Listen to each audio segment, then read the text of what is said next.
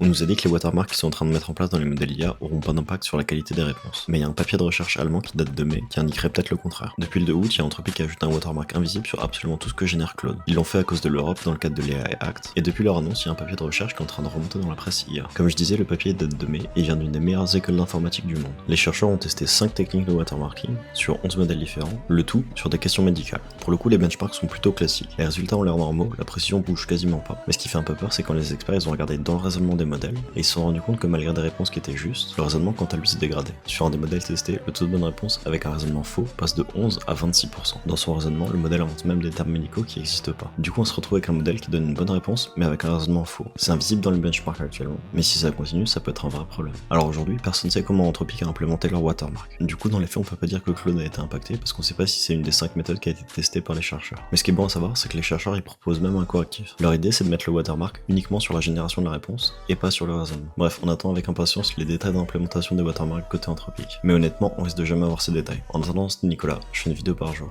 Abonne-toi et à demain.